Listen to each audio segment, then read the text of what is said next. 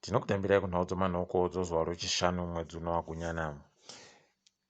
Nyasi kuno musoja apfuriwa kunzvimbo yeChivu anga ari kukuba vanhu pabodzi nevamwe wache, asi azokurirwa akatorerwa pfuti yache ikambomupfuura. Zviri kufungidzirwa kuti mumwe wevanhu vanoziva nezvopfuti wakafundisiwa pfuti idzi nehurumende wauita izvi. Imwe kambani yongoda yehurumende yoZCDC nyasi yaburitsa mapepa ayo okutekedza kwawakaita mari. Ika ndekekutanga kubva muna 2015 payawambiwa.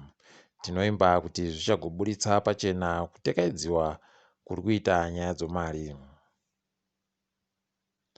Bazi rohurumende rinoringa nezvokutora koropa kuvanhu richipa kuvarwere vanenge vachirida riri kukumbirisa kuti vanokwanisa kupa ropa pachena vagopawo. Vari kutiwo munyaya yegumbiri rakaisiwa nehurumende ndiro rapisa kuti ropa riderere mumabhengi mawomo. Vari kutotiwo wasara neropa rishoma risingakwani kana mwedzi miviri iri kuteera. Heno kuti vanhu vakasaita bau rokupa ropari zvichagodini. Ropa ribodzi vari kuzoritengessawo nemari yekuAmerica inosvika $120 kana yakaenderana yomuZimbabwe. Bazi rowapwere pasi rese roUNICEF rati rida kuingidzira zvirongwa zvaro zvepanhepfenyuro yoredhiyo zvokufundzisa wapwere vari kunzvimbo dzakataramuka dzonyika.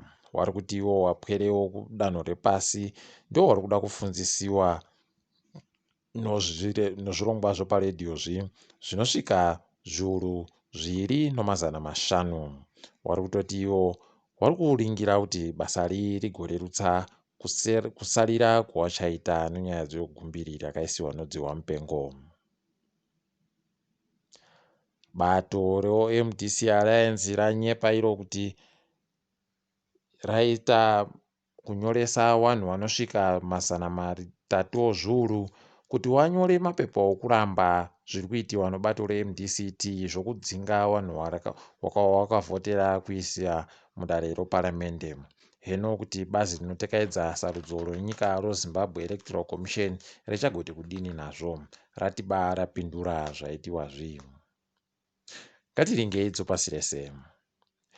Mhuri yaDos Santos aimbova mutungamiri weAngola yapinda mushishi. Uori noukopokopo hwavaiita mumabhizimusi avo hwavaparira idi.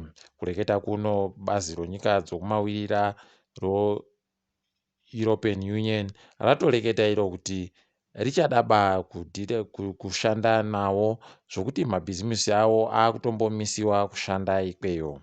Heno kuti vachazozvipona sei. Nyika yeNigeria yapindana nenjodzi yomvura iri kuita mafashamu akanyanya kuwanda kune inonzi Kebbi State. Uku ndiko kwaita vanhu vazhinji wavhiringidziwa zvokuti vakutoshira kutoti kuchaita vazhinji vachapfa nokugwarashiwa nomvura iyi. Tinoshuvira kuti vagobatsirwa nokuchimbidza. Uku ndiko kupera kodzanyasi. Murinzike zvezvinhu. Ndini wenyu Mhanduwe onhau.